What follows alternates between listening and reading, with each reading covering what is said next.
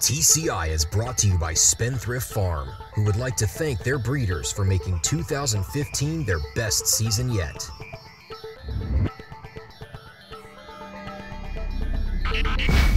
Welcome back to TCI, your inside track to the Triple Crown. Alongside Joel Cunningham, I'm John Siegel. Well, Joel, this is our Triple Crown show. We call ourselves Triple Crown Insider. Fitting we're here in New York City in the Big Apple. Joel, this is one of the biggest races that we've covered because I think we got a real shot at seeing a Triple Crown winner this weekend. I think we do, John. I mean, certainly we've covered a few of them. California Chrome last year, a horse that, you know, really, I mean, I thought there's a chance he couldn't hit the board last year. I mean, I didn't like him really at all at this distance, and he did run fourth, was off the board in there. I think a much better contender this time. Well, let's run through some of these contenders real quick. Looks like the weather's not going to be a factor, by the way. They're kind of calling for rain. They thought it might be, you know, a muddy track, which would have been well for American Pharoah. But now, Joel, looks like it's going to be sunny. Looks like it's going to be, you know, perfect weather as far as the temperature. Looks ideal. No excuses there. Let's run through a couple contenders, because when I look through here, you know, more than looking at the horses, I look at the jockeys, because I see Gary Stevens and I see Kent DeSormo. Two guys who have both been close to winning a Triple Crown and had it taken away.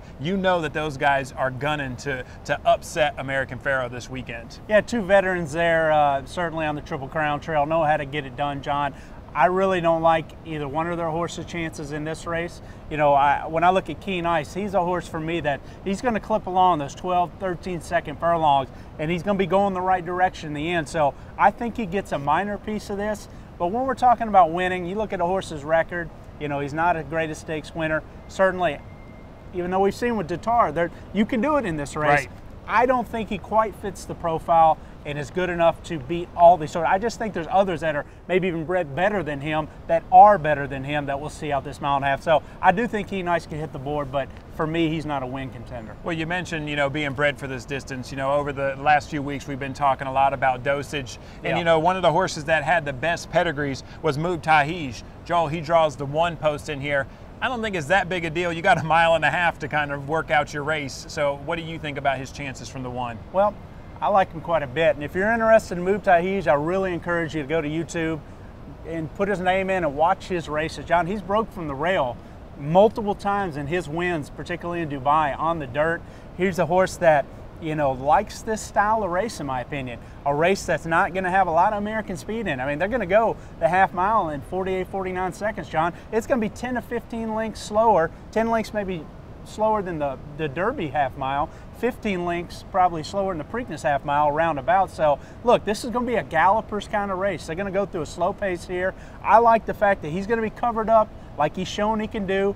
He's not going to be far off of it, and he's going to gallop along, and he's going to get to the bottom of his pedigree that last quarter of a mile. So I give Mubtaahij a huge chance in here. Well, let's talk about the favorite real quick, and that's American Pharoah. Tell me about, you know, Bob said he loves the 5 posts. There's no excuses about the weather. Does it really just come down to pedigree for this horse? I think it comes down to pedigree every year for every horse trying to do it, whether you're trying to win a Triple Crown like American Pharoah is, or whether you're a fresh new shooter like maybe Materiality is. I mean, or Frosted. I think it comes down to the pedigree. I mean, look, we've seen, you know, Fleet Alex, Point Given, horses run 3 races in 5 weeks, come back and dominate this race. You know, so we know, we've seen that in the last 36 years, that can happen. To me, it's clearly the mile and a half distance on this huge racetrack where horses can get lost out there, and it's really a test that final quarter mile. I mean, I can't preach at it enough. And whether you like the dosage, whether you mock the dosage, say what you want to say about it, there is some truth in whatever methodology you want to use to try to find that stamina source for this race. I just think that the results prove it out. So when I look at American Pharoah, I see a horse that's doing phenomenal. I mean, Bob's worked this horse twice since the Preakness. I mean, that's unbelievable, John. I mean, that's how good he's doing. I saw his training video here, you know, just a little concerned maybe how he shipped in. Saw the way he trained today on the track. I thought he looked fantastic physically. So I see nothing to deter me to believe. I mean, Bob Bamford's the best big race trainer in the country, maybe one of the best in the world. And he has Triple Crown experience. It all adds up for this horse. He's gonna fire, but is he gonna be like Real Quiet and Silver Charm? Is he gonna be second best? And I think that last quarter of a mile is gonna be tough. All right, so we're here, we're in the Big Apple. It's time to get your big pick. Do you think American Pharoah will get it done in the Belmont and we'll have a Triple Crown winner? Well, if you're looking for a horse to beat him, you would think, well, maybe Frosted or Materiality are the two. They're both Grade 1 winners coming in, fresh horses, and I think the fresh thing gets a little overplayed. Like I said, However, they're both New York connections, John. And you look at them and you say, well, they make sense. Frosted's running style, you think he might go a little further, and he's certainly coming out of the race, up to the race the right way. You look at materiality, and you say, well, his sire, Fleet Alex, won the Belmont Stakes. You know, here's a horse that, you know, he's done so much in so little time. I expect him to run a big race in here, or you would say that anyway. For me, I like Frosted maybe better than those two, but I don't think either one of those are going to upset American Pharoah. I think Frosted could be on the board in here. Materiality I like a little less. I think Materiality's role in here is going to be Johnny V is going to sit on American Pharoah's flank all the way around there. American Pharoah is going to be on the pace, in my opinion. He's going to set the pace. He's never as strong as path. They're going to say, come get me. Right. And I think it's a matter of when Johnny V is going to go get him on the far turn. At what point is he going to try to challenge American Pharoah? Because he always looks like he's going so easy. So be interested to see if Johnny V tries to jump on him early because he feels like he might be getting away from him. That's a big tactical part of this race. I don't think either one of those horses beats American Pharoah, but I think he does get beat in this race. I think American Pharoah runs well. I'm going to pick him second in here, and I'm going to take Mubtaahij on top. Wow, huge long shot there. Well, he's 10-1. You know, he's 10-1, and he's fourth choice on the morning line. But he's a horse that ever since they poured in for this race after the Derby, John, to me, he just fits the profile in every way. I've kept up from him since when he was running in Dubai. I've watched all of his race replays.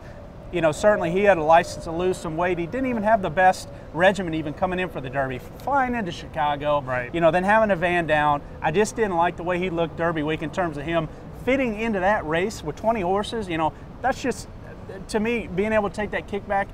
But now he's going 1.5 miles. That's what his pedigree wants to do. He's in a galloper's kind of race here. I think he's going to have the opportunity to really settle, not be too far out of it, not encounter traffic trouble, sit in the pocket, and I think that last 1/4 mile, I think he runs down American Pharoah. All right, well, I got to respect that, man. You've been following these horses for a long time. I'm going with American Pharoah. I picked him every time. I'm going to stick with it. I've grown this dumb beard out just to support him. So see, and we're here freezing our rear ends off on Times Square right now. Right, so. In the middle, you know, and it's June. So we want to thank you guys for sticking with us. It's been a fun season. Let's hope we get a Triple Crown winner this Saturday, and we'll come back next week and we'll recap this weekend.